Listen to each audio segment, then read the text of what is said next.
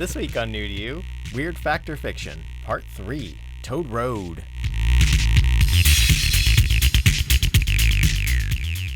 Hey everybody.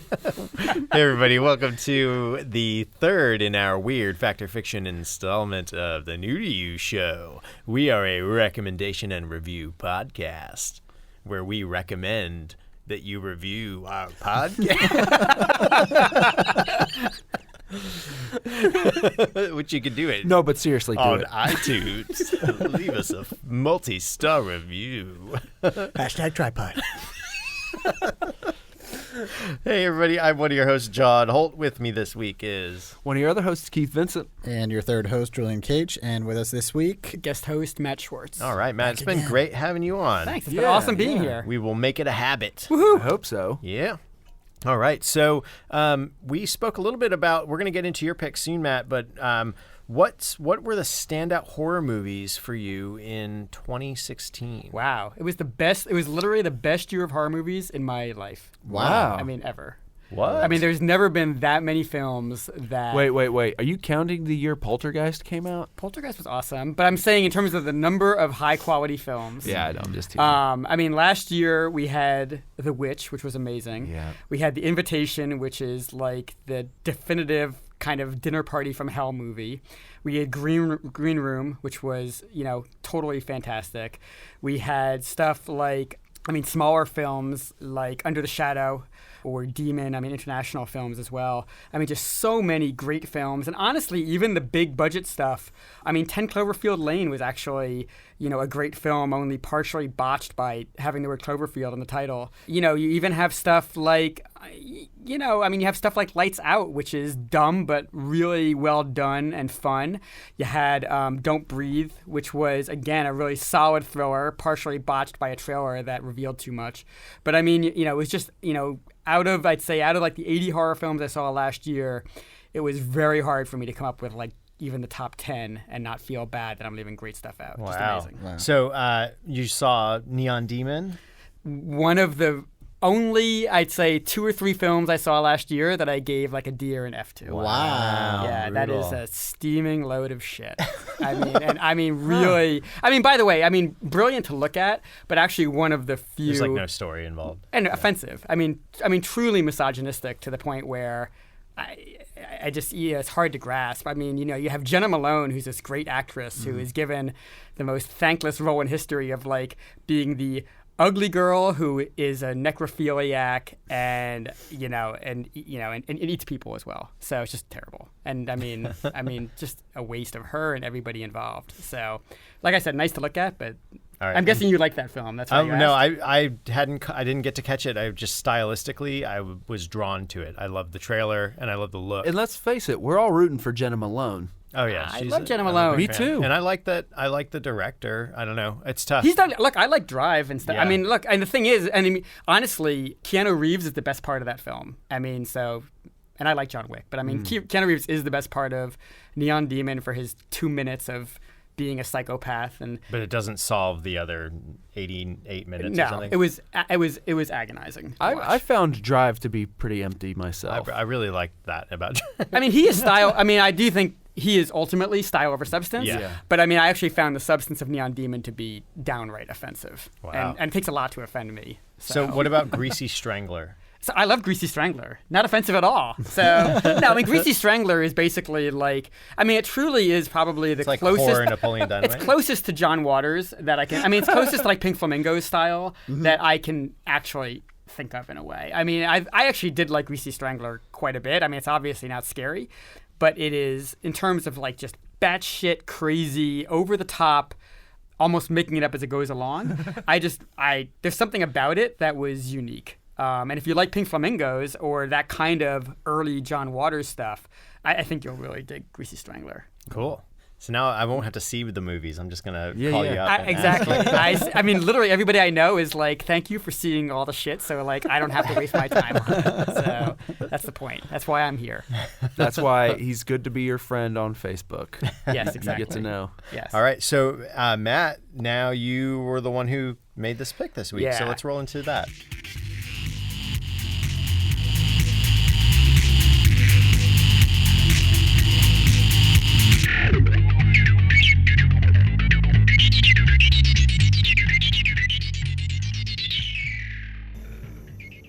Toad Road is a film that explores youth culture in the context of an urban legend.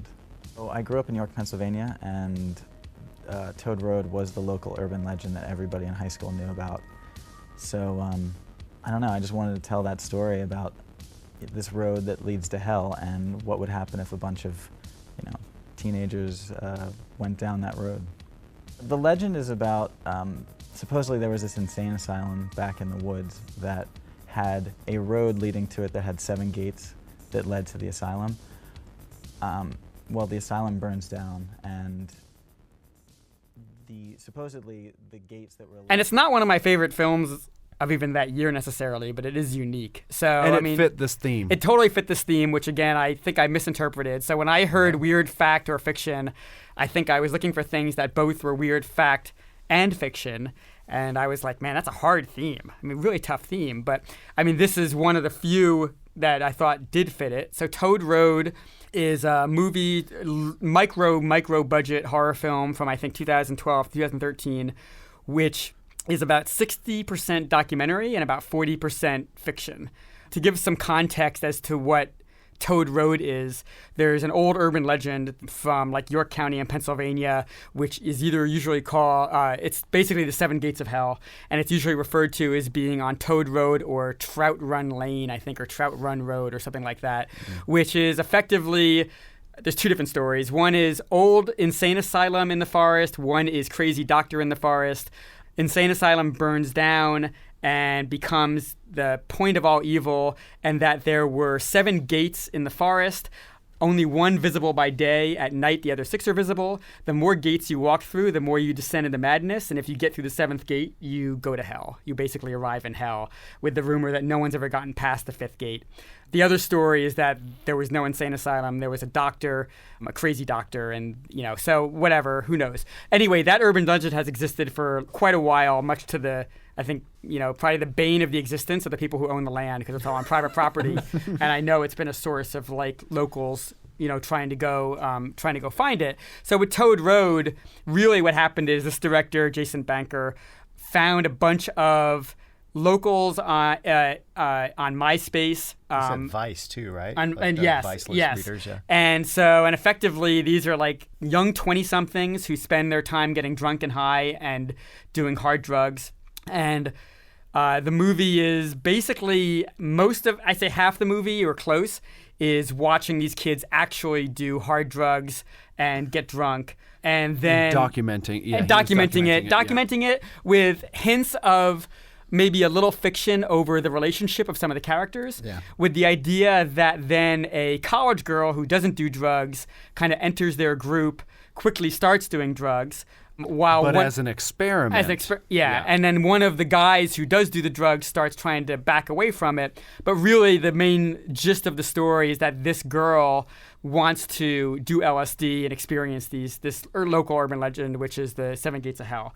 And one of the guys kind of joins her to go ahead and do this. And I'm not going to... But he's really kind of there to protect her. Because he realizes, obviously the story here is that these kids, I mean, not kids, they're young adults, but I mean, their lives are quite empty, which is part of the point. I mean, they live to do nothing but get high, get drunk, have sex. You could do worse. But I mean, but basically, that's the point. He kind of realizes that his life he's not happy where his life is, unlike all his friends.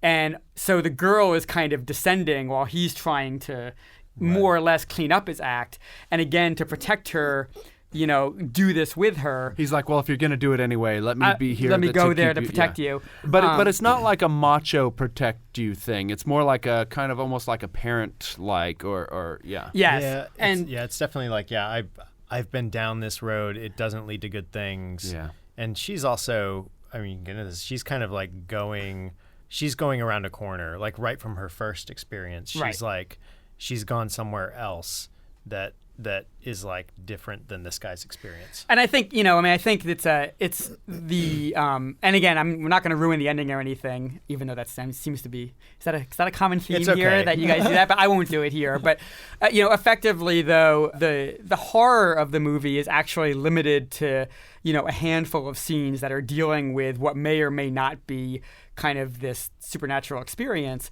I mean, it's a sad film. It's in some ways thematically, it's very close to like Kids, Larry Clark's Kids in particular. But the one thing I'll say about it, and I actually decided to bring it up here knowing full well that it's hard for me to imagine that. I don't know if you guys liked it or not, but I can't imagine you guys really did that much because it's a divisive film. The one thing I'll say about it is that I think it captures some emotions that I don't see in film that often. The downside is that because half the film is spent watching kids who are actually high and drunk is, I think I was mentioning to Keith before, it's totally the equivalent of going to a party and having everyone around you do coke or drink and you're clean and sober and just being like, for fuck's sake, these people are all idiots and why am I here? Yeah. And so, when I saw it in the theater, I think there were 8 or 10 of us in the theater, in the one theater it was playing in New York.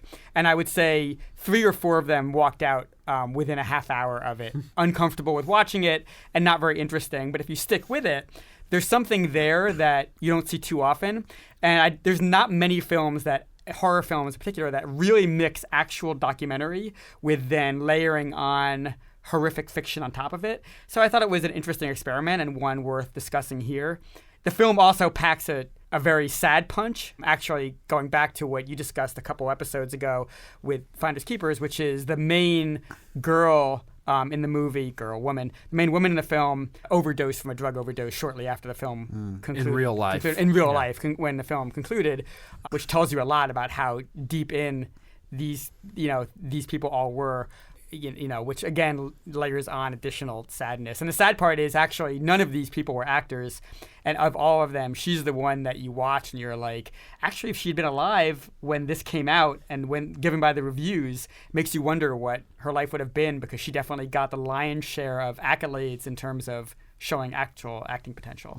Yeah, was she part of the group or was she brought in? She was already part of the group, and she was dating one of the guys in the group, which is not the main guy, which became a source of tension while they were filming. And so he wrote in, there's a couple of hints in the film of where she's dating one of the other guys. That's her real boyfriend, which was done when we first see her in the movie. The one who brings her in, effectively, which was put into the movie in order to address some of the tension that her boyfriend did not, I don't think, liked the amount of scenes that were being filmed without him, whereas between her and the other guy. So, again, a kind of a weird, icky. Maybe if these were teenagers, it would feel really icky. It would feel more which is why I think in some ways it feels less icky than Kids because they're adults. That being said, it's, I don't know, I'm of an age where it's harder, because they're 20-somethings. I'm in that stage now where I look at kids who are 17 to 23. And that's a band of age. And so I see these people and these are 16. These could be older looking because of drugs, 16 or 17-year-olds. Yeah. And this is just how they're coming off. And it was filmed over several years. He started filming this in 2008. He found them on MySpace, for God's sakes. Yeah. So, this was filmed over years because he didn't have any money. Who knows what was filmed when or what happened. And who knows... Honestly, who knows what these kids were paid, if anything? Who knows any? I don't. The details of that are sketchy. I don't know if any of these people went on to do anything in film, although I don't think they have. Meaning the I keep wanting to say kids. They're not kids, but the actors themselves. I don't know what's the better term to call characters. Them. Characters, yeah, I guess. Yeah. But it's them playing themselves. These are almost. They're all playing themselves. Their characters are their names. You could say the cast. Yes. Right. Yeah, so the the girl, the female protagonist Sarah. Is Sarah Ann Jones. Yes. And she was a. But that's the way that you could just push record on the camera and let whatever happens. They don't have to pretend like they're different names. They could just, well, because they're all drunk and high, so it's not like they're going to remember what names they're supposed to be. Exactly. How's that going to work? They're legitimately doing ecstasy on screen, and if not work. God knows what. It's clear that they are, in certain scenes, completely out of their mind. He is sitting there watching them. So it's uncomfortable. At the very beginning, when the they pull the dude's pants down and drag him to the bathroom, that's real. That guy, Yeah, so it's a very uncomfortable movie to watch. And again, I think it's. I wouldn't even say it's a great film, but I definitely think it does things that other films don't. And I think because what it does do is capture this nihilism of that kind of lifestyle. I do think, you get a lot of horror movies where people in the movies, the characters want to be scared. And they're like, I'll go stay in a haunted house. I love being scared, or blah, blah, blah. I do think this movie captures a craving for feeling something to jolt them out of their lifestyle, the way that they're not feeling anything, that they're dead inside, that I don't see authentically in other films, which I think is most interesting, especially of the lead character, the guy in this film. So, I give the film a lot of leeway for its experimentation and diving into some ideas that I don't see too often in other films, even though the film is super hard to watch and even at 75 minutes feels long, especially in the first half where you're just like, what, let this party end. So I will say you've brought a very new to you movie to new to you. It's like, I'm surprised it's your first time because this is just like most of the stuff, I consider it kind of complicated. The thing I would say about it is if you are a person who's interested in filmmaking and or interested in making films, you should watch this movie. As hard as it is to watch, it's a perfect example of making something out of almost nothing. Yeah. And for that, for that alone, it's worth a look. And it's rare you see a micro-budget film of this type that has this much set outdoors with this quality of shooting and sound quality as well. Yeah. It's impressive. And well, let's talk about that. I mean, we touched on this before we were recording.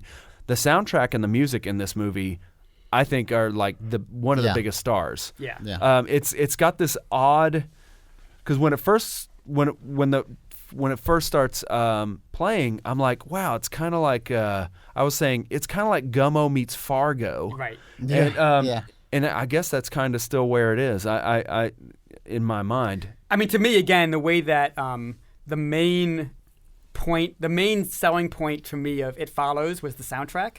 I thought that here the movie would not be the same without that quality of soundtrack and using sound to add another layer to the film. And I'm really glad they didn't try to do a handheld Blair Witch Project type of deal with this as well. I think part of what I really liked it, and it was like a little bit hard to watch at times, and it was like it did lose me a little bit at times, but as like once you get to the end, like it did all add up to something, and it did surprise me, and it did I kind of finished watching it and just had this feeling of like, what, that was really interesting and different and all those kinds of things.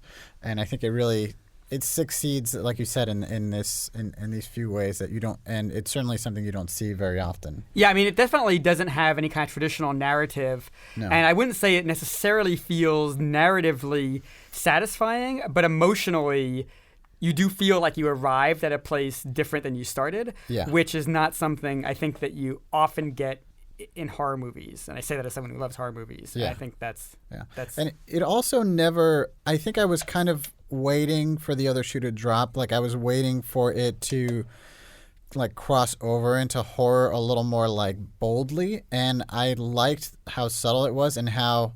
I think it was a case of like, the less you show, the more impactful it is. Because there's really like maybe like 3 or 4 shots that I would say are like pure horror. Or that cross it over into horror. Yeah, and there's one shot in particular that I don't want to talk about, but that like really like gave me the chills. Same, we were talking about that shot too. Yeah, and the sound had a lot to do with it as well. And it was also because it was so like, so different from the rest of the movie and so unexpected. And yeah, so because they didn't use like any horror movie tropes and all this kind of stuff, and the fact that it's mixed with reality, the fact that as the whole time you're watching the film, you're like, is this real? Like, is this real? Like you have that question in your mind the whole time, and that adds this other level, sort of meta level to the film. And so then when it goes into the fantastical, you're like, well, was that real? Like it kind of puts you in that mindset of questioning what you're seeing, and that was also super interesting. Yeah.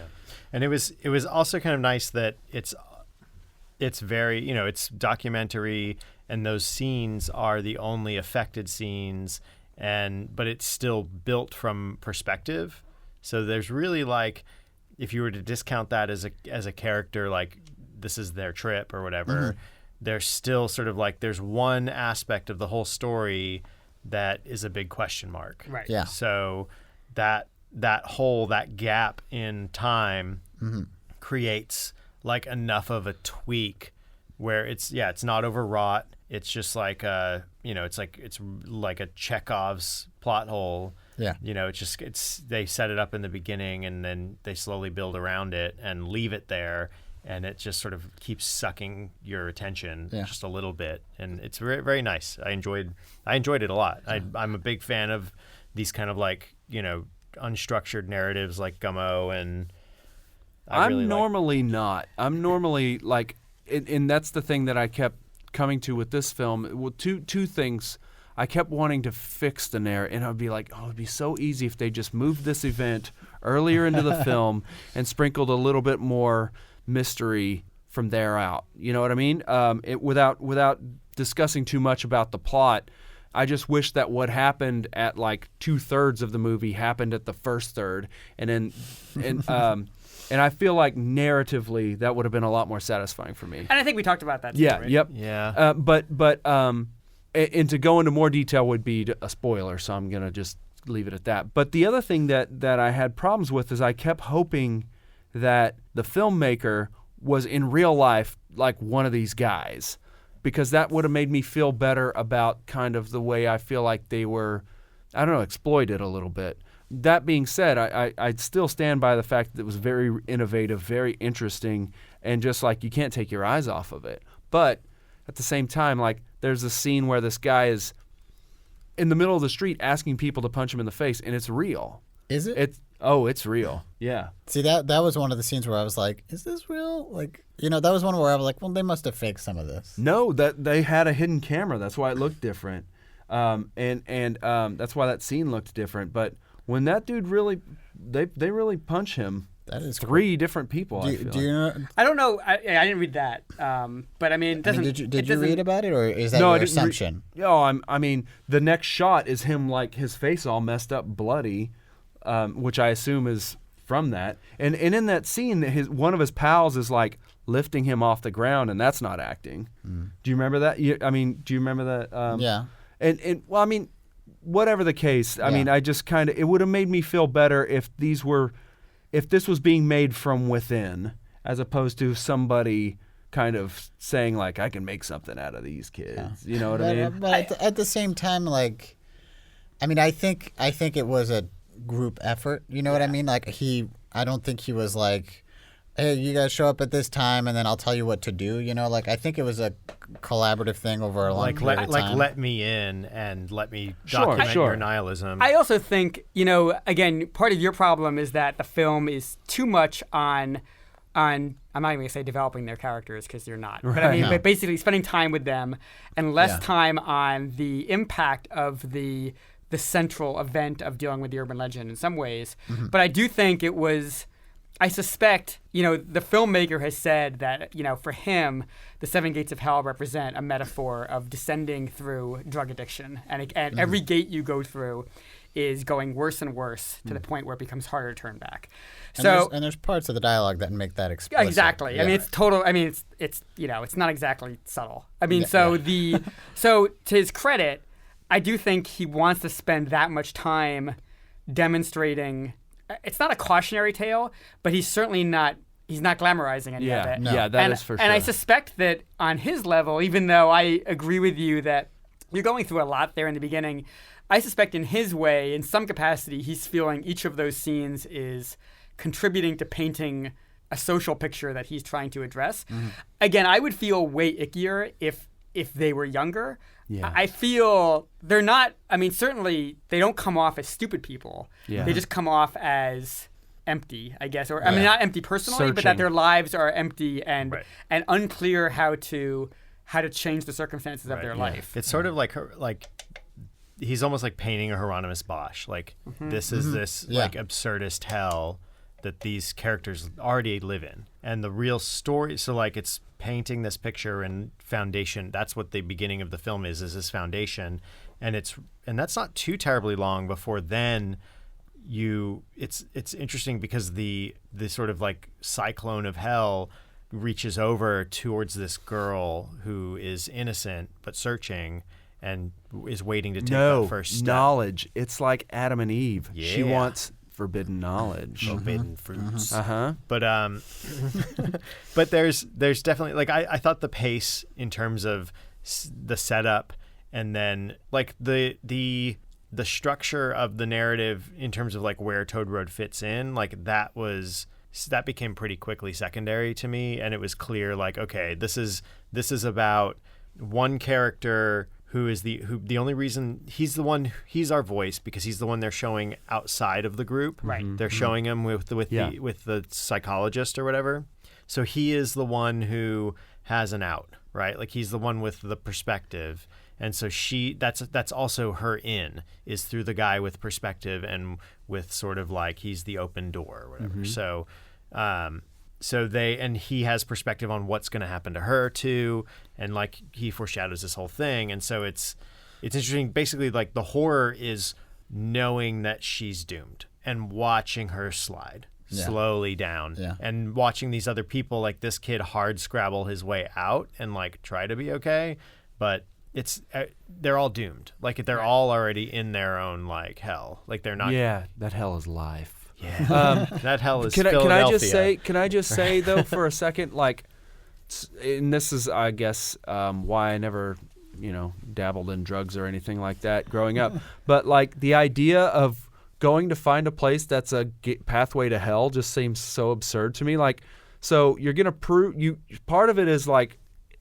Part of the challenge is it even real? Okay, so once you get past that, you say, well, we're going to try it. So your goal is to fucking reach hell? Like what? Well, what's the it sounds great. We made it. Yay! Well, I think she's sort of like seeing vision, like starts to see visions during her trips, and she's sort of like, attributing it to something like she's not quite sure what other it is. dimension. And she even says that like, well, it might not be hell, it might be something, like something good, sure, kind of thing, okay, or whatever. Well, it might be something else, I think to her, but maybe, it might be hell. To her, it's like maybe transcendence or something. And that's why they show those clips of like Timothy Leary and all these people at the end, because they're kind of saying like, okay, this is the like pop culture, like pop psychology, like transcendental like aspect of these drugs, and then this is the dark side. Like this is just the people who like that's not their only drug they're doing. That's not the only like enlightenment they're chasing. They have a big black hole in the center of them, and they're filling it with whatever they can find. And they're not trying to get off this Buddhistic circle or whatever, this cycle of life. They're just like they're lost. But they did eventually move. Did they though? Yeah, and they left. They left James. He came back. And all of them moved away. He was all on his own. But I mean, in real life, I mean, tons of locals go try to go to this place and try to do this as well. And I can kind of get that. I mean, especially if I was, in college. I mean, that would be the shit to like basically say you went and just to see you're not trying to go through the 7th gate necessarily, but come on, a couple gates and see how far in you go. Get drunk. I mean, like it's a dare, I mean, again, it's I mean, this is addiction, right? In addiction, what happens is you build up a tolerance, and the reason that addiction becomes this spiral is because what gave you an impact yesterday. 6 months from now, that same amount does not give you an impact. So you're looking for the next high, right? I mean, the idea here is that every gate is that next high for you. How far do you go? No one's ever gotten past the 5th. Well, she can get past the 5th, can't she? She's strong enough. She can, she could take any kind of drug that you throw at her. I can get to the 6th gate at least, right? So I buy it. I mean, I think it's an interesting metaphor. Yeah. I'd be curious to know, frankly, if the director even had the urban legend in mind when he even started the film. He did. Did he? He did. Okay. Yeah. Because it's a really interesting idea. I watched an interview with him, and he grew up in that area, and so the idea of the urban legend was definitely like kind of the starting point, and I think this other side of it was, I don't know. I mean, I thought it was interesting, but the other interesting thing is he has made documentary films, or at least he went on to make documentary films with the same also the editor. Same crew. Yeah, well, I don't know crew, One but person. like, yeah, there's Because this he other. definitely had to bring on someone else to help Yeah. him. I know he had to bring on someone else. and to help he him finish and the the film. other guy edited the film, which the editing I think has a Big big time, because I'm yeah. sure this thing is kind of a mess, and you can tell that it was. And I thought it was very cleverly edited because they sort of took this kind of mess and they kind of used that to their advantage to create this slight. It added to this sense of like, there's gaps and it adds this level of disorientation. Yeah, exactly, which adds to the atmosphere, I think. And it reminded me a little bit of Shane Carruth's films. He's another like minimalist filmmaker who as much of what's left out is what adds the mystery and the intrigue and adds another dimension that your mind has to fill in. Whereas, it's not always intentional. Sometimes it's out of necessity. What are some movies that Shane Carruth has made? Upstream Color and Did he do Primer. Primer? Primer, yes. Not one of my favorites. Yeah. But see, again, it's one of those where it's like, I think it was more the limitations of the film that caused it to be confusing and have all these gaps, but it's also like what makes it Part of the charm. like, kind of fun. I don't know, or kind of like mysterious in a way. Like, I don't know. Yeah. I think my problem is Primer. I thought Primer bit off way more than it could chew, but I mean, that's just me. So I know other people love it. I mean, I know other people worship it, but that was. Well, I like it for the same reasons I like this movie because it makes you say, well, why don't we make a fucking movie? Right. And I think that's the best takeaway from this movie, other than like it's super clever, and if you can get a hold of people who will do anything in front of a camera, then you got it made. But the my favorite thing about the movie is it's inspiring. It's inspiring to go out there and just do drugs. Yeah, I mean, like I didn't even know some like the crazy thing where you blow stuff into your eyes. Like, whoa, that? I've never even heard. Like, I didn't know that existed. That's amazing. Well, after I watched it, I tried. I'm inspired. Yeah, that was pretty wild. Yeah. You're like, Felix, blow. Well, that's like blow into daddy's eyes. But part of me wonders if that's just massage like, my face. Maybe that was like a fakey thing they made up or whatever to do. I don't think that was one of those where I'm like, that looks pretty real. I don't think. Yeah. I actually their don't eyes think. look really puffy and messed I don't up. think the scenes where they're doing drugs is made up. I know, it's like the one None where of- like you don't think none of them? cheesing, where you like sniff your cat's ass and get.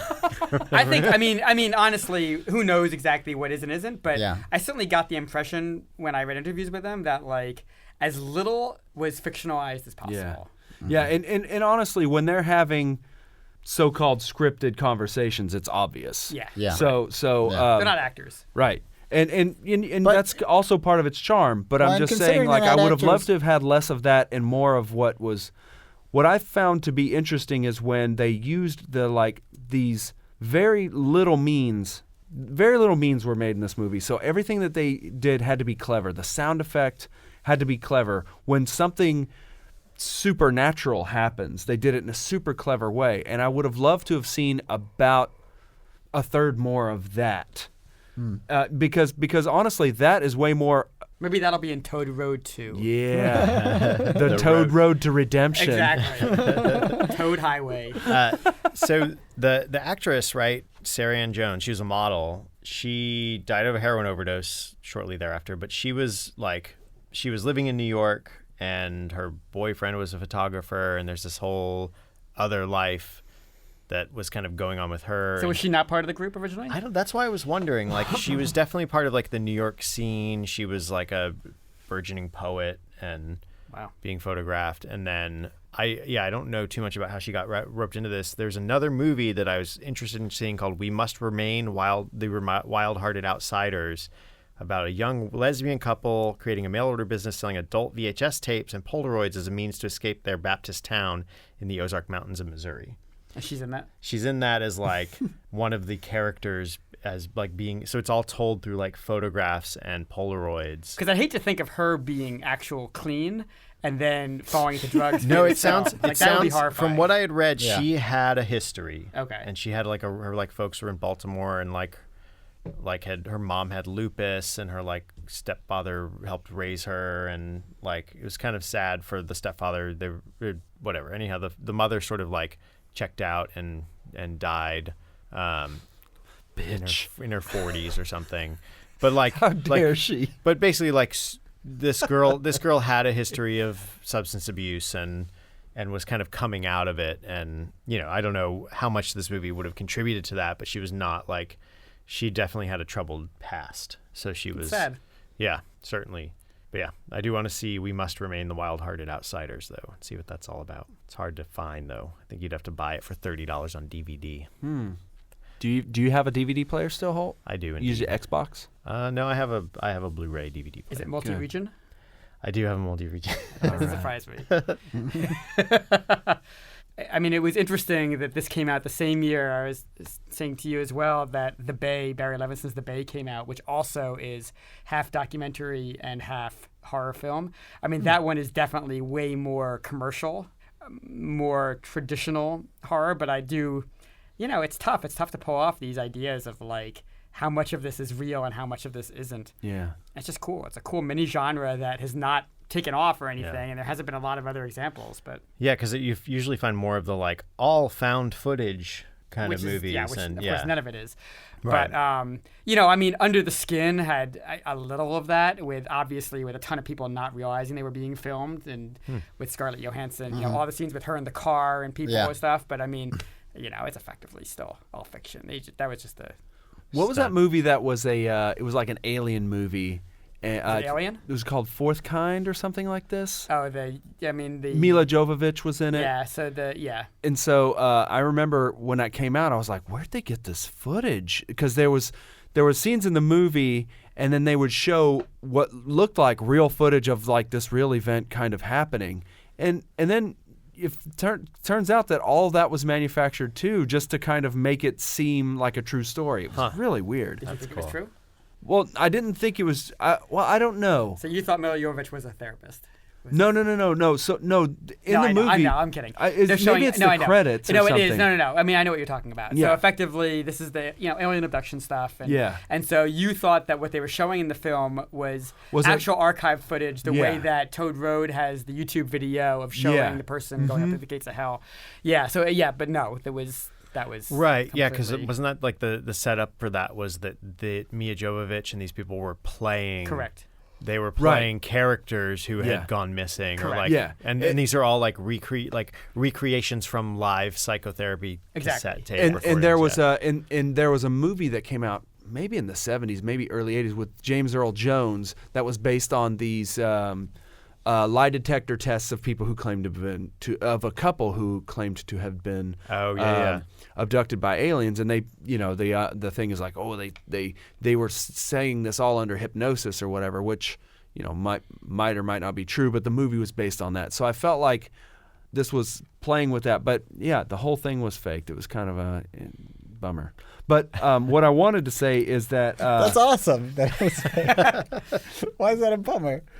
Well, because they tricked you. No, they did trick me, but that's awesome. I don't like being tricked. If it's going to be a fake movie, it's a fake movie. I can enjoy it just as much without being tricked. But getting back to tricked, though, it's interesting because the kind of tall tales and such that led to Blair Witch Project is from the same region. It's like from just like 40 minutes away from there. I find that kind of interesting, these like neat, weird old wood stories that are become horror films. Yeah, I wonder. I mean, like the East Coast and New England probably has just because of the historical weight. Probably just has a little bit more of that stuff. People lived here longer. Yeah.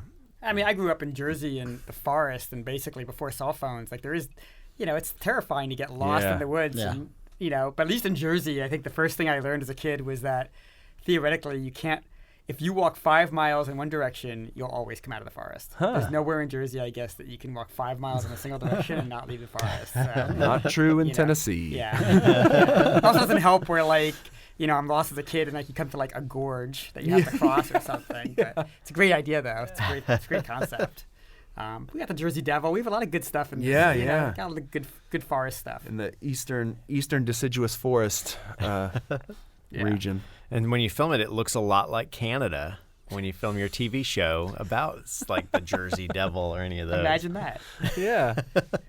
It's like the Pacific Northwest all up in here. Yeah. I'm surprised you guys like Toad Road. I'm actually pretty happy just because, obviously, I mean, I have shown it. I've recommended it to filmmakers, as you've said, just because for a film that clearly cost, less than this podcast cost, it was like, I mean, it's impressive to see what they can do. Well, this podcast is really expensive because your fee is so high. True, exactly. But I mean, it just is impressive. But I mean, it's a hard film to watch, and it's like I said, it wasn't even one of my favorite films of that year, but it does stick with you. 4 years later, I mean, I won't forget it. So yeah. Well, I think for us too, like we've seen Kids, we've seen Gummo, we've seen so it's not living in a vacuum, and we kind of, I don't know, I felt like I knew what to, how to watch this film and to give it a chance and all that kind of stuff. I do think though, I think it was as a movie that's recommended to me and that I'm watching like in my own space. I think I can enjoy this kind of movie better in that situation. I think if in the theaters, I would have a harder time with this movie. Well, and again, I had no idea what it was going into it. Yeah. Like, I mean, I never read reviews. I never watch previews if I can avoid it. So, like, me and a couple of friends were like, all I know is it has an 88% on Rotten Tomatoes, and and I see all horror films anyway, and certainly if it has good reviews, I'm like, let's go. The poster is very nondescript as to what's going on. So, like, again, 10 minutes in, we got people walking out. My friend's like, thanks for nothing, bringing us here. And I'm just like, hang on, let's see what happens. And by the end, though, the three of us were like, all like, wow. Yeah. I mean, and then, of course, you find out that the lead actress passed away, too, and you're just like, ugh, even worse. Yeah. And then, but it's different. Yeah, I agree. Yeah. Seeing it in the theater was a weird, tricky experience. Yeah, yeah. So. Yeah, it's tough because, I mean, I don't know, except for, like, Blair Witch. And I mean, the challenge is like we didn't go to a lot of, I'm the opposite. I don't go to a lot of movies in the theater, let alone like seek out a lot of horror movies in the theater. Like I tend to watch more horror movies on video or streaming, just kind of like, oh yeah, I'll watch The Babadook. I'll watch, Paranormal 14 or whatever. And there wasn't 14 of them. What? Paranormal 14? Activity. Oh, Paranormal. Oh, Paranormal. No, I don't know. Sorry. Okay. I think Paranormal Activity. No, Paranormal Activity 5 or 6. Yeah, 5 and 1 spinoff. So. But yeah, there's. I mean, again, I just tend to. Yeah, it's interesting to me to like go seek out the movies in the theater. It's pretty interesting. Like. Yeah, I mean, to be fair to anybody listening, I mean, this is not Blair Witch. I mean, the main purpose of this film is not to scare you. Yeah. It's more disturbing. It is more I mean, again, I prefer films that focus on a feeling of dread over a feeling of outright jump scare or horror. And I love horror. I mean, I definitely, but it is a sense of dread wrapped into the sad existence of people going, in a very tough life that makes it a unique emotion to me, a unique feeling, I think. Mm-hmm. So, I mean, that's something too. So if this movie didn't have Toad Road and this sort of like exterior like horror idea, or if they like talked about going there and they walked through it, and like if there was not sort of the twist, like if it was there was really, a leprechaun and he's like, here's some leprechaun drugs. If the story was like this, like there wasn't this, if there weren't a couple of the twists in there that made it like just edge over into supernatural, like basically like where we get to actually see their trips, like if it stayed almost purely documentary except for the narrative being this girl is descending and this kid is treading water. Like what? I don't think there'd be as much purpose. I mean, if the narrative was totally grounded in reality, I think the main I don't know. I think that almost feels like the way you feel manipulated watching reenactments on TV, which is, their real life isn't interesting enough for you, so you have to layer on some bullshit manufactured drama. I mean, I think by at least layering on a supernatural or at least possible supernatural element, it justifies. It does justify it. Yeah. It allows you to. Metaphor. I mean, clearly he wants it to be a metaphor, and it's not a metaphor. I don't think it would have worked if he's saying basically, hey, you druggies, go take a walk through the forest, and maybe you'll learn something about yourself, and blah blah blah. I don't think it. And again, I mean, so for me, it wouldn't have worked as much. And as a pure documentary, I mean, I can watch Intervention. I can watch it. There's no shortage of watching people descend into horrible drugs and alcohol. I mean, now that said, weirdly enough, in another world, I absolutely would watch a documentary about the making of this film if someone had been filming it and then following up what happened with these people. Yeah. I mean, the making of this film actually would be fascinating. We'll never get that, of course. But, I mean, that would have also been very interesting. Maybe we will, but it'd all be reenactments. Lovely. Yeah, even fantastic. Even sort with of Mila like Jovovich as got it. Well, what's interesting too is that so I was saying he had also made documentaries, and he had a documentary called My Name is Faith, which came out the same year, 2012. So he must have been making it in parallel, and that would explain why it took so long. 3 or 4 years. Yeah, and I mean, I watched the trailer for this film, and here I'll read you the description. The story of a 12-year-old girl working hard to overcome a troubling past and accept and embrace the love and possibility that now surround her.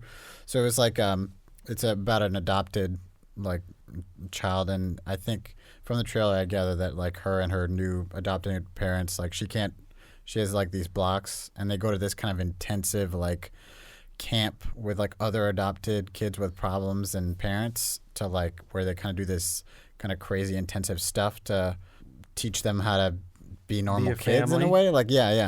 And it looks kind of intense, and there are some parallels. I don't know. It must have been kind of a trippy, or not trippy, a weird experience to be doing these two things at the same time. But also there's, I don't know, just watching the trailer, there just seemed to be some sensibility in common there, weirdly enough.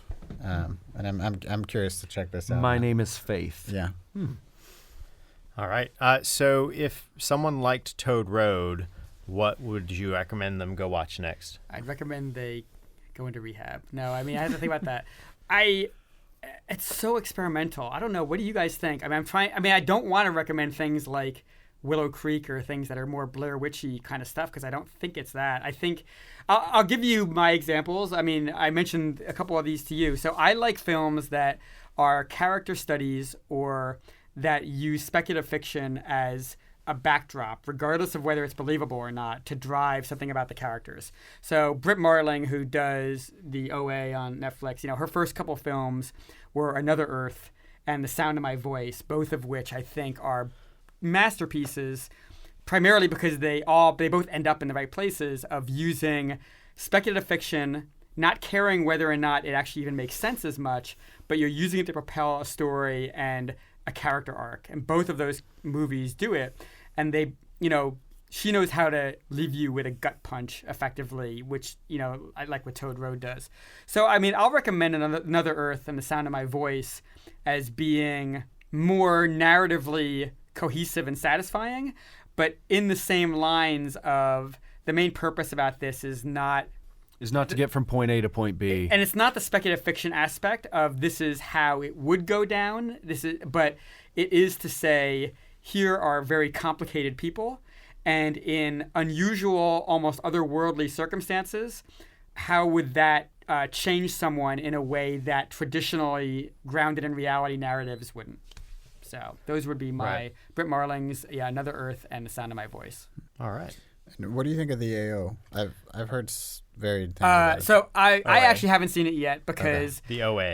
The OA, sorry. Because AO. I know. So I watched so little at home, and I love her so much. I loved her movie The East as well with Ellen Page. I love her so much that I kind of want to be in the right mindset and a good place in my life that I just want to sit down and watch it at the right time. Mm-hmm. So obviously I will see it, but I just want to be in the right.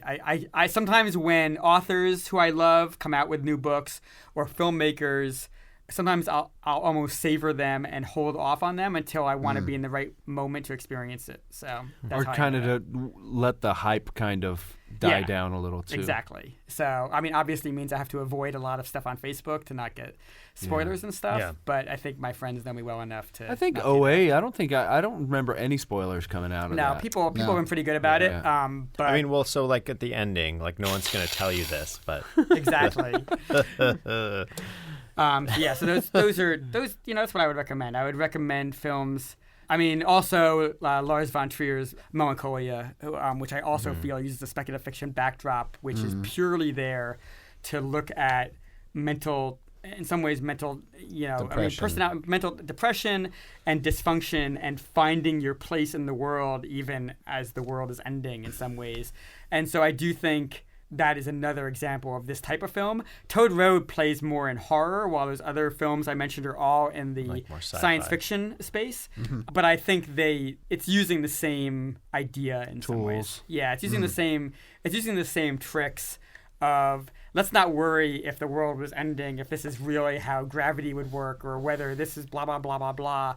Let's just focus on the characters and what it means to that. So very cool. Well, thanks for the pick. Sure. Yeah. Thank you guys. I love very watching. inspiring. I love talking about crazy films. We good? Any last thoughts on Toad Road? Don't watch it with your grandma. No. Why? No. Well, I don't know. Maybe, I don't know. And there's no toads in the film. Yeah. No toads were harmed in the making of this film. Unless, that's where they got some of the drugs Exactly. from. Unless they were licking toads in order to get their high that we just didn't see on camera. So. Yeah, that's what I was kind of anticipating, that they would do psychedelics with toads or frogs of some sort. Yeah.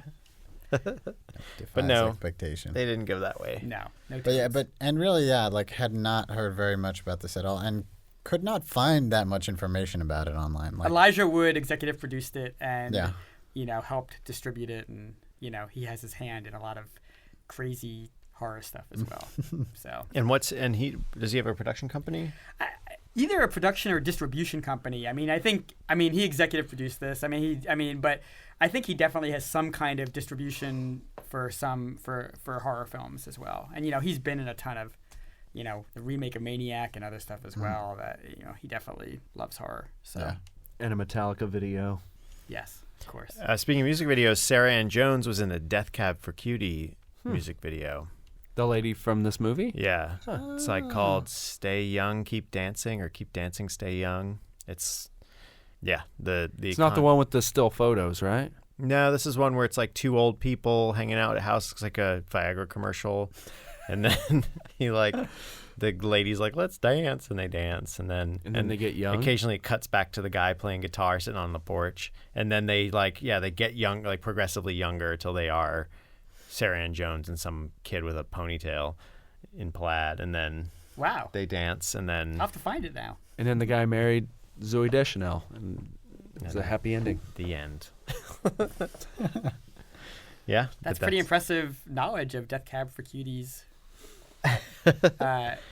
Trajectory. Exactly. Yeah, and she had a book of poems called Ginger Ale that was supposed to be published around 2012, but is yet, or if it's all publication, it was small run and isn't really available right now. That's sad. But yeah, But cool movie. We really appreciate you bringing it to the table. It really fit the theme and fit our kind of most of our recommendations, where they're kind of a little fiction. Yep, Right. and they were a little complicated. it was no Antichrist, but what pick is? Hey, let's not get Matt started on Antichrist. I love Lars von Trier, but oof. terrible film. Just terrible. Well, you can go back and listen to us in defense of it. Keith I've heard that I can go back and I may have to side with Keith on this one. So, but we'll save that. But you should watch it if you're a filmmaker. Yeah, and if you hate women, or you hate penises. Exactly. Yeah. Smash. If you hate women, it's a great movie to watch. There's a pretty good quote about along with Neon Demon, be a great double feature. Yeah. And if you have enough time on your hands, you could throw Sucker Punch in there as well. So. It's great. Sorry. No, they're just gonna say there's some quote with Lars von Trier talking about how Willem Dafoe has a very large penis and it's confusing. It's people were confused and confounded them. I love it. That's pretty fantastic. Yeah. All right, Matt, again, thank you.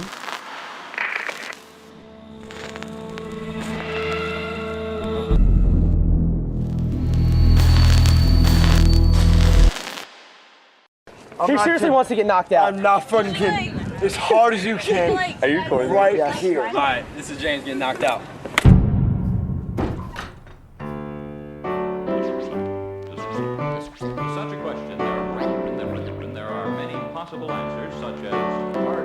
Feel I'm alone in this.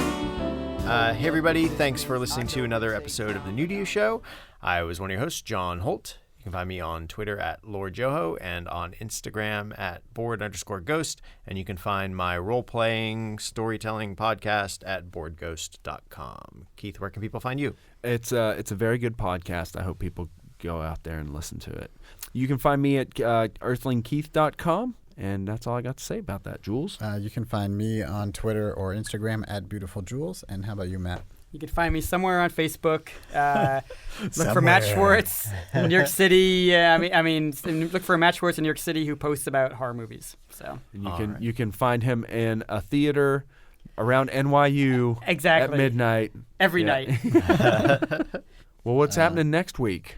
Well, or did we want to say, like, hey, review us and rate us and review us and all that? Well, you have to ask me what's new to me first. Oh, yeah. Hey, John, what's new to you? Let's see. What is new to me? I talked about Night of the Creeps with y'all before. Mm-hmm. So I saw that. That counts. Let's talk about it. No, I saw Times Square. Did you guys ever see that movie? Nope. That's a movie? Yeah. It was pretty good. Is it new? The one What with is Tim No, Curry? seriously, I never heard of it. Yeah, with Tim Curry. Yeah. Okay, sure. We'll Is talk it a about musical? That. No, not really. Did you see it, Jules? No, you sent me the link, so now I know about it. So that's about it. All right, sure. So this was a few weeks ago at the Draft House. There's this movie Times Square. It's set in the late 80s, mid to late 80s, and it's about. And it was made in. It was made in 80s. New York in the 80s, yeah. Okay. And so it's these. Let's see how to describe it. Basically, it's like these two girls who are, one of whom is like the daughter of like a local representative or guy who's trying to clean up Times Square, make the heart of New York clean. And this is like Times Square, like nudie bars and Pre-Giuliani. Before Disney actually came in and did clean up Times Square. Got it. So, and it's like good footage of that. And there's this one girl who's like a street rat kind of girl, and there's this daughter of this guy who wants to clean up Times Square and who's like prissy or whatever, at least like kind of in a dollhouse. And the girl in the dollhouse kind of gets awoken and ends up escaping and living on the streets with this other girl, and they sort of form a punk band, and she like works at a strip club, but like not as a topless dancer. And the guy's like, that's unique. I like that. Like, so she'll dance on stage, but not naked. And they just like live on the docks in this abandoned warehouse. Which girl does Tim Curry play? Tim Curry, exactly. Tim Curry plays a radio host who works at a radio station that overlooks Times Square, and he's super cheesy and. It's Is he weird. cheesy like a cheese pizza? Cheese pizza. No, he's just sort of like this faux punk, like emotive late night radio talk show host who's trying to put on an English accent. So it's He's trying to put on an American accent? English Okay, accent, sorry. not like a British accent. Okay, good. But yeah, it's to see a slice of New York. It's kind of got that like rock and roll high school kind of vibe where it's like a little cheaply made and like shows its seams a little bit, but has some charm for that. And because it's about sort of found punk kind of stuff and people, embracing themselves and girls wearing trash bags for clothes kind of thing. And, it basically becomes these two girls, they have this one ritual where they just like throw TVs off of buildings and just like they go find a TV, take it up into the top of a building, throw it off, and just do that all over the place. Into the street? Into the street. Wow, okay. And then they get other girls to start doing it because it becomes cool. a fad? Yeah, and so everyone gets into these trash punk kind of girls, and so you have all these suburban white girls showing up to be trash punk. Do you remember when we were trying to make our horror movie in art school, and we were really trying to figure out how to throw a TV off the thing without getting into trouble off of our building? And we made like a fake box that looked like a TV and threw that, like showed the footage of the guy about to throw it, and then we cut to a wide shot where it was like a cardboard box or whatever. Or did we just hollow it out? It was genius. No, it was a facsimile of a TV. Yeah. Is real. Yeah. It's real. But I mean, so logistically, them making that movie, throwing TVs, that must have been very difficult. Well, they never showed. They would do the like off the ledge, and then you'd hear the sound, or you just see it from the ground level. Would you hear like, hey, like Sometimes like the one girl would. Actually, that was the part. It was like nail biting because I was like, oh my god, are they just gonna turn and they've like killed people? Well, back to Elijah go dark. Wood, the movie. Remember the movie, Good Son? Yeah, when they throw like a body off like a fake body, but it ends up like wrecking and killing a bunch of people in the car. Yeah. I like that you knew that very Yeah. quickly, though. Elijah Wood plus potential death accident equals The Good Son. Well, Got it. see, John's got like a encyclopedic knowledge of every Macaulay Culkin film. That's right. Yep. That's why he got my Home Alone 2 reference of right. Tim I'm Curry. currently working through all my Kieran Culkin, it's burning, engraving that into my Yeah. folds of my brain matter. What's the Kieran Culkin classic with Mark Ruffalo? I Won't Let You Down, or You Can Count on Me. I haven't. You haven't got there yet. I haven't committed it all. Is to there a memory. Culkin in River's Edge or no? I don't remember. I don't. Which one's River's Edge? With Keanu Reeves, right? I mean, the body by the river. Remember a long time ago? No, it's not River's Edge. Am I hallucinating? Isn't that River's Edge has Isn't that- Kevin Bacon, as far as I know, and Glenn Close. What? No, that's the River Wild. Okay. Oh my God, you're a disaster. Stop. Am I really hallucinating? Is River's Edge not a movie? it is a Guys movie. in it. It is a movie. Wasn't it? Keanu Keanu Reeves. Reeves. Crispin Glover. Yeah, Crispin Glover. Sorry, not Keanu Yeah. Reeves. Crispin Glover. No, So- Keanu No, Reeves is Keanu in Reeves it is too. in it as well. Oh, and is there a Culkin somewhere in there? No, that would have been pre-Culkin. Pre all Culkins? I think so. Macaulay was the first. I guess. Yeah, it's 86. It's pre-Culkin. Okay. Yeah. PC. PK. Oh, PK. Yeah, PC. Sorry. PC. I stand corrected. Anyway, Times Square. Yeah, it's also PC. Where did you see that? You saw that at the Draft At House? the Draft House, yeah. Was it sold out? Pretty close, yeah. It's pretty good. It was one of their they're basically Tuesdays. So is this a cult movie? How have I never heard of this? It's thing? it's a cult movie. It was like a So weird it's not Wednesday pick. A weird Wednesday or Yeah, not Terror weird- Tuesday? Not a Terror Tuesday. It was a weird Wednesday. Terror Tuesdays, that's where I saw Night of the Creeps. I've talked about the Hinterlands here. The guy who runs the Hinterlands also does the Flophouse podcast.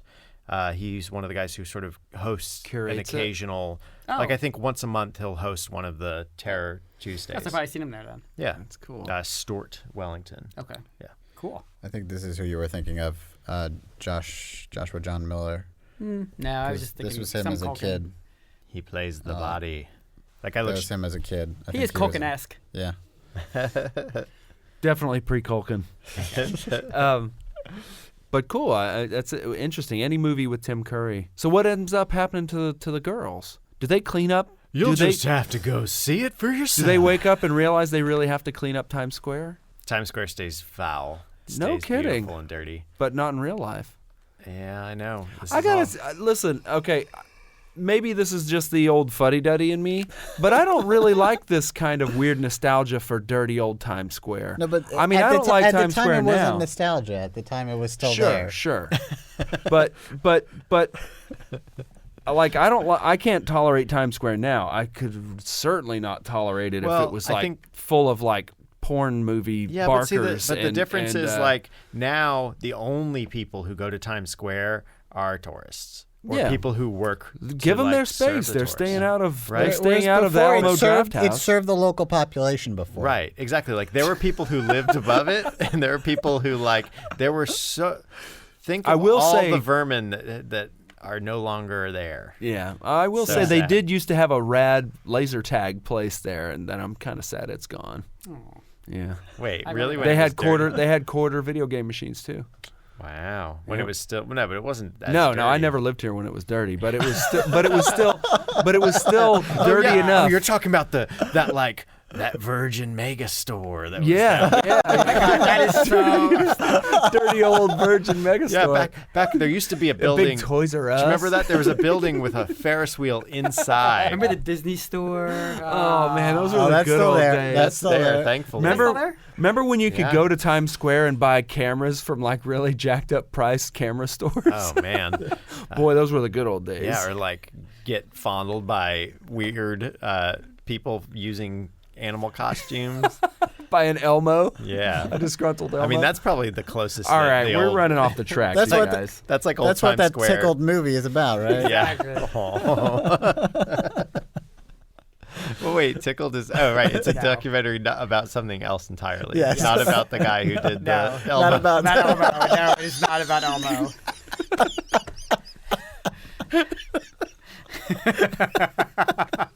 Not at all. that controversy.